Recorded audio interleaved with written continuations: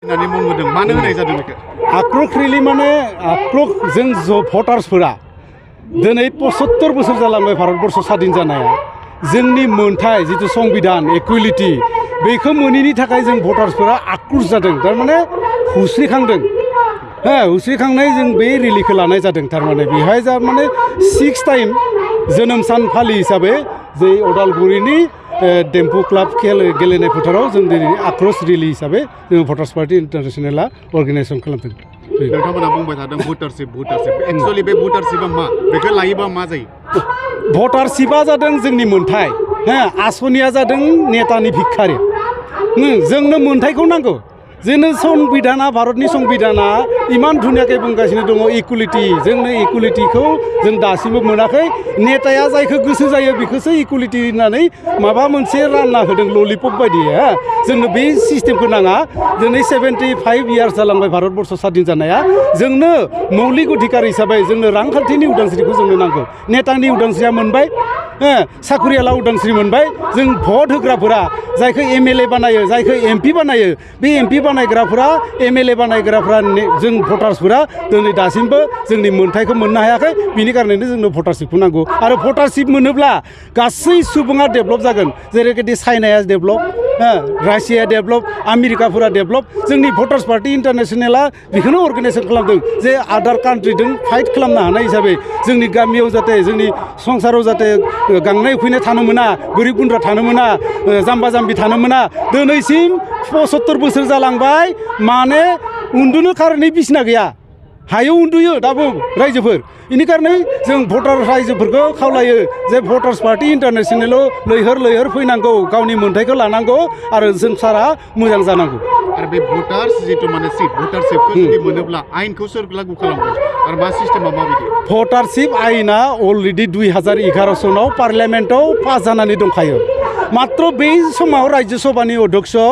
उपराष्ट्रपति हामिद आनसारिया जुदि स्टाम्प सिल मारिनायमोनब्ला दिनै जों मोननो हासिगौमोन खिन्थु उपराष्ट्रपति हामिद आनसारिया पुजिपुतिनि आरबपतिनि खुरांखौ लानानै जे बुंदों आरबपतिफोरा जे नोंथांमोना आसनि हो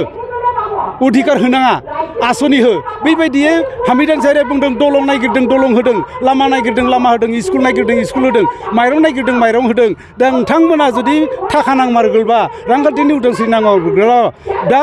भटारशिप हिसाबै नोंथांमोना बिसरायनांगौ होननानै उपराष्ट्रपति हामिद आनसारियानो बुंखाना थांखादों बेनि कारनै जोङो जोंनि रांखान्थि उदांस्रि हिसाबै जोंनि मोनथायखौ नांगौ बे हिसाबखौ लानानै जों खामानि मावगासिनो दं आচ্ছা फैबाय थानाय समफ्राव जिहेतु माने इलेक्सन फैगोन बे इलेक्सनाव आयेनखौ लागू खालामनो थाखाय गोबां माने बेबायदि एमपि बा बिदिनो गोनां जागोन दा जोङो मटामटि 6टा कन्स्टिटुएन्सि जोङो अलरेडि फाइनाल खालामदों जेरैबायदि क'क्राझार उदालगुरि तेजपुर मंगलदै बरपेटा बेबायदि जोङो अलरेडि 6टा फिक्स खालामबाय फाइनाल जाबाय जोंनि केन्डिडेट थागोन आरो बाखि 14टा समष्टि बेयावबो जोङो गुबुन गुबुन जायगायाव जोंनि केन्डिडेट बसायनायनि थाखाय जों लाहार फाहार लागासिनो दङ नोंथांमोननि बे जितु केन्डिडेट होगोन बै फैबाय थानाय समफ्राव देरहानायनि मिजिं दं जों माने ओरैबायदि जादों भटार्सफोराबो बहुद सांग्रां नङा आसल मथे भटार्सफोरा सेरेब बथलसेजों गावनि भबिसतखौ फानो गावनि खुदियानि भबिसतखौ फिउचारखौ 1 केजि बयलार बेदराव फानो खिन्थु जोंनि भटार्सफोरा जुदि सांग्रां जायोब्ला जोंनि भटार्सफोरा जुदि सांग्रां जानानै जोंनि मोनथायखौ जुदि बुजियोब्ला मोनसे समाव फैगासिनो दङ लाइनाव फैगासिनो दङ बुजिखांदों एसे रायजोफोरा बेनि कारनै जों बुंदों जों साक्सेस जागोन मोनसे समाव दिनै हयथ' बोसोरसे खम जानो हागौ बा उन जानो हागौ बे खुनु बाथ्रा गैया कारन बिजेपिया 55 बोसोर संग्राम खालामनानै आसाम गभर्नमेन्ट बानायनो हादों नंगौना नङा भारताव 70 बोसोर आन्दलन खालामनानै बिजेपि सरकार बानायनो हादों जों भटार्स पार्टिया मात्र 6 बोसोरनिसो फिसा नंगौना नङा 6 बोसोरनि फिसाया जोंखौ दा सरकारा गिगासिनो दङ पुलिस कमिशनार पुलिस प्रशासनफोरा जोंखौ गिगासिनो दङ बेनि कारनै जोङो खाट्रा बुस्थु जोङो रायजोनि मोनथायखौ जोङो नांथारगौ जोङो खासि खामजाग्रा नेता नङा जातिनि खासि खामजाग्रा नेता नङा प्रमद बर'खौ खासि खामबाय नोंथांमोना फेसबुकआव नुदोंना हाग्रामाया मा खालामहैदों महन भगतनि आथिङाव हमहैदों दा आंनो बिटिसिनि सिटखौ नांगौ बेखौबो खासि खालामसिगोन दा नेताफोरा खासि खालामग्रा नेताफोरजों जोंनि खामानिजों मिलाया जोंनिया गुबुनथार दा प्रमद बर' आरो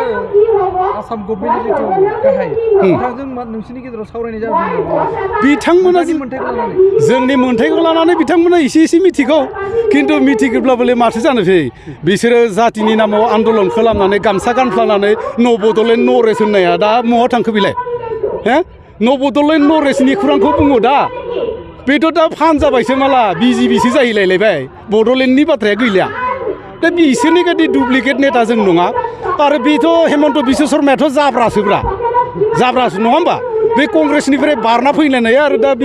बिजेपि होननानै बुंलायदों आरो जुदि गाबोन जुदि जोंनि भटार्स पार्टिया जुदि डेभेलप जायोब्ला बे बिजेपिखौबो गारनानै भटार्स पार्टिया जाबगोन बियो मात्र बिनो नांगौ नेतागिरिखौसो नांगौ बिसोरनि फिउचार जेबो गैया